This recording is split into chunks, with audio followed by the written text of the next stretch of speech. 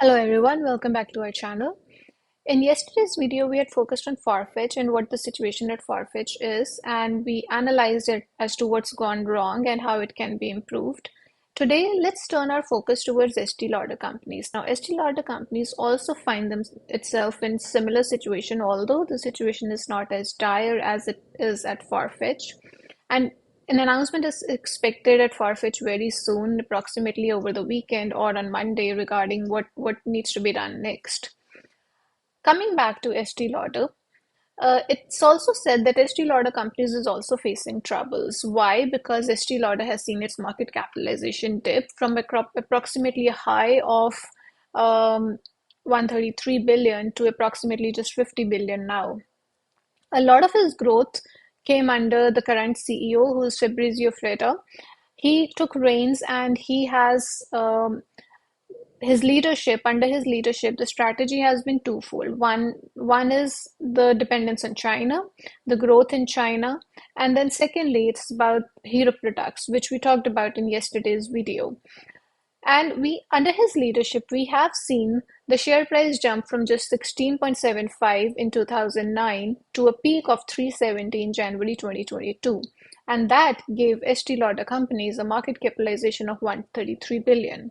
But since then, Estee Lauder has seen itself in choppy waters, and now it is said that the market capitalization is just around $51 billion, and it has also seen a low of $100 in its share price.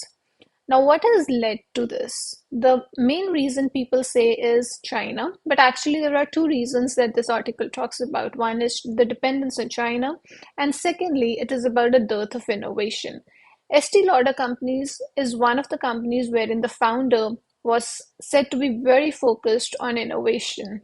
And that is why we have seen Estee Lauder acquire brands like The Ordinary in the recent years. But given that the company is very conservative and it promotes homegrown CEOs, anybody external coming in at this point of time is something that is being debated. We'll get to that later, but let's focus on what happened in China. Now, China is one of the companies that gave Estee Lauder a huge push in terms of, especially during the pandemic, wherein it was the highest selling brand during the Singles Day in 2021. But since then, Estee Lauder has slipped in its ranking, and this year in the Singles Day, it came fourth. The main reason for that is that a lot of homegrown brands have started to give stiff competition to Estee Lauder and other international brands in China. And also because the Chinese government placed very strict controls on phenomenons like Diago, wherein people used to buy stuff from overseas where it was lower priced because of tax reasons and then sell in China at a discount. Estee Lauder was supposed to be one of the companies which was very actively traded during this. And uh, Chinese government's force to bring this into a halt has impacted Estee Lauder more than the other companies. Also, because Estee Lauder was expecting huge revenue and huge sales in China, there has been an over inventory problem in China also, wherein now we have Estee Lauder, which has a lot of inventory in China, but at the same time, it is not being bought. And a lot of those products are very close to the expiry dates, because of which they are being sold at discount.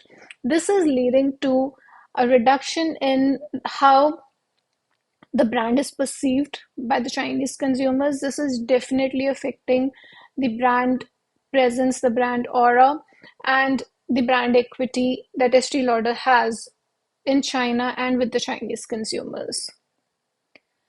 Given this, the other point that we wanted to discuss was the innovation factor. Now, Estee Lauder has a lot of brands in its portfolio, from Tom Ford to Max to Too Faced, Glam Glow, and all.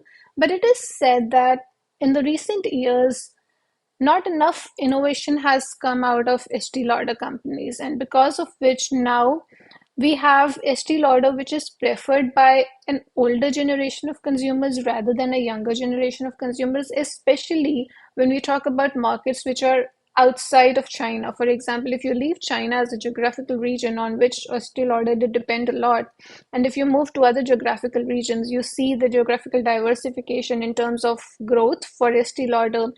US is one of the markets on which a lot of brands depend.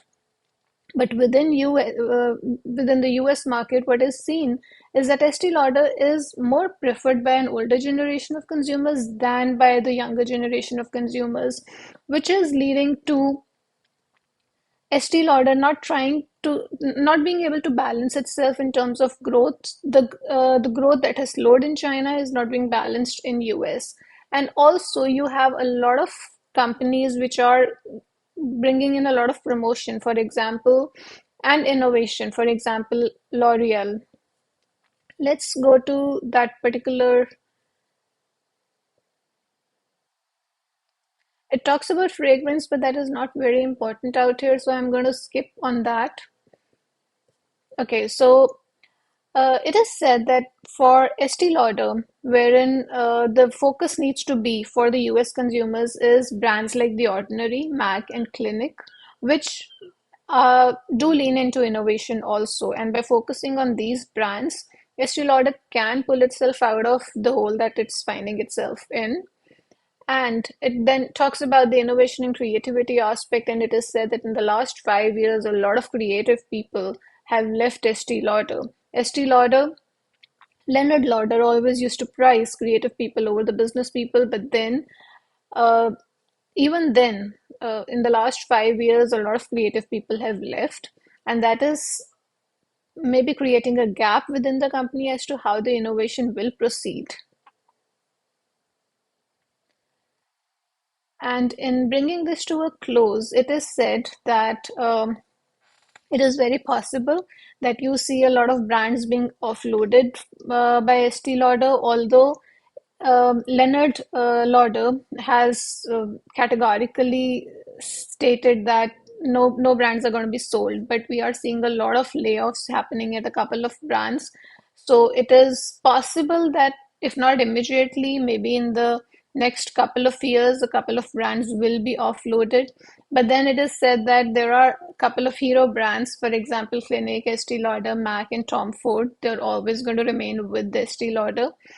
And that is all that we have from this article for you right now. But we'll keep a tab on how things go and keep you informed on that. Hope you've enjoyed this video and this analysis. Do stay tuned in for the next one. Thank you.